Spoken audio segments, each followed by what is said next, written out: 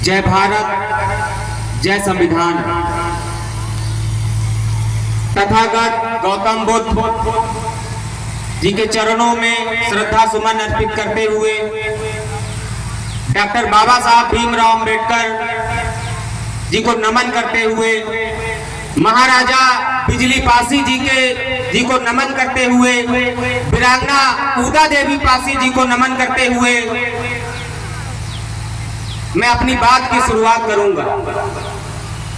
साथियों, आज का जो माहौल है, आज यहाँ पे जो भी साथी आए हैं अपना कीमती समय निकालकर यहाँ पर आके बैठे हुए, हमारी बातों को, हमारे माननीय राष्ट्रीय अध्यक्ष शिवशरण पासी जी की बातों को और यहाँ पे बैठे मंच पर मंचासीन तमाम सम्मानित साथियों की बातों को सुनने आए हैं।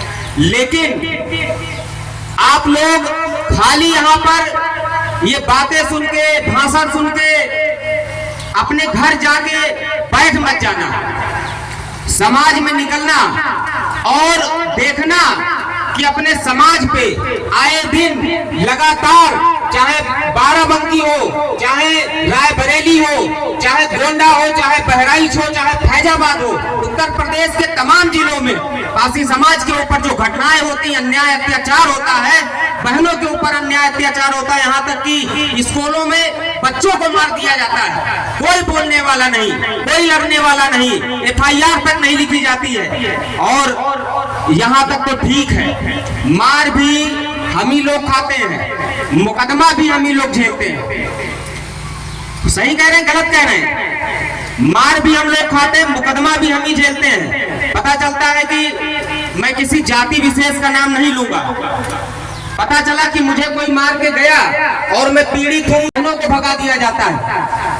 तो मेरे बहुजन समाज के साथियों, मेरी माताओं, बहनों, मेरे प्यारे भाइयों, मैं आप सभी साथियों से आज ये अपील करने आया हूं कि द्वेष भावना, ये सारी चीजें आप लोग त्याग दो, छोड़ दो। आपस में लड़ना छोड़ दो, आपस में मनमुटाव रखना। आप लोग एकजुट हो जाओ और अपनी सरकार बनाओ। फिर किसी की हैसियत नहीं है कि तुम्हारी माँ बहनों के ऊपर कोई तिरछी नजर उठा के देखेगा। ये बात आप याद रखना। हम लोग संख्या बल में ज्यादा हैं, हम लोग उत्तर प्रदेश में नहीं पूरे भारत में संख्या बल में ज्यादा हैं। लेकिन क्या कारण है कि आज हमारी ही माताओं बहनों के ऊपर अत्याचार होता है, अन्याय होता है, रेप होता है, लेकिन कोई बोलने वाला नहीं।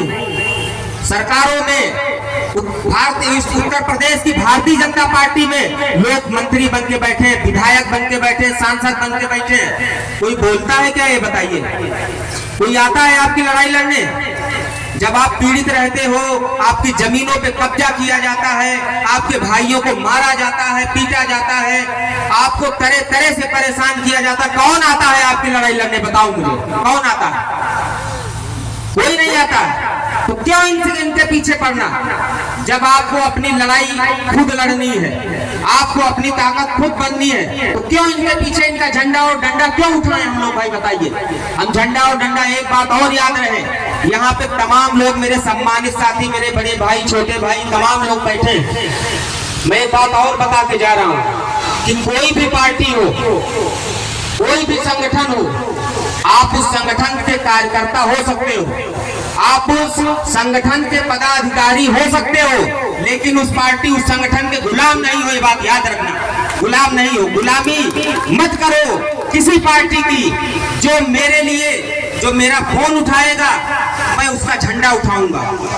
जो भी राष्ट्रीय अध्यक्ष मेरा फोन उठाएगा, जो मेरे दुख और दर्द में शामिल होगा, मैं उस पार्टी का झंडा उठाऊंगा। ये बात याद रखना। इसी बात को आप लोगों को बताना है, समाज में घूम घूम कर यही बताना है। अभी आप देखिए रायबरेली की घटना, अभी 10 दिन पूर्व की घटना है। हम लोग गए थे रायबरेली में, हमारे समाज की 2 बहनों को और 2 बुजुर्गों को वहां पे मारा गया, बेरहमी से पीटा गया, शरीर में 2-2 इंच के घाव बनाए गए, सर में कुल्हाड़ी मारी गई, फावड़ा मारा गया।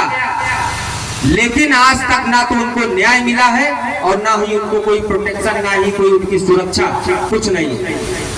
और वहां पे समाज का ही विधायक है, मैं कहता हूं सावधान रहो इन मक्कारों विधायकों से, सावधान रहने की जरूरत है इन विधायकों, इन सांसदों से, क्योंकि ये लोग सिर्फ अपना घर, अपने बच्चे, अपना मकान, अपना फ्लैट ये सब देखेंगे। आप गरीबों, आपकी लड़ाई लड़ने कोई आएगा नहीं, ये बात आप याद रखिए। आपकी लड़ाई आप अपने स्तर से लड़िए। आप लोग समझदार लोग हो, आप लोग लड़ाकू कौम हो, लड़ाकू कौम हो, आप लोग समझदार हो, लेकिन मुझे पता नहीं ये नहीं समझ पा रहे कि कहाँ चली जाती बुद्धि जब वोट देना होता है तो। एकदम नहीं समझ में आ रहा कि वोट देने के अच्छा एक चीज और है, हमारा समाज खुददार बहुत है। खुददार इतना है कि अगर 4 साल पहले किसी पूर्व प्रधान ने किसी को 500 रुपया दे दिया और उसके घर में 8 वोट, तो जब चुनाव आएगा तो कहेगा कि भैया साहब हमको ये 500 रुपया दिए थे, 8 वोट हमको भीख देना है। क्यों मान रहे हो? सही है कि गलत? सही कह रहे हैं। तो मैं आपको फिर से दोबारा बताना चाहता हूं कि डॉक्टर बाबा साहब भीमराव अंबेडकर ने तमाम कठिनाइयां झेल के, रात और दिन जाग जाग के, अपने 4 बच्चों की कुर्बानियां देके आपको वोट देने का अधिकार दिया है। आप उस वोट की कीमत को समझिए और अपनी सुरक्षा, अपनी व्यवस्था, अपने बच्चों की शिक्षा, मकान, रोटी कपड़ा, मकान पे आप वोट डालिए, किसी के मत रहिए।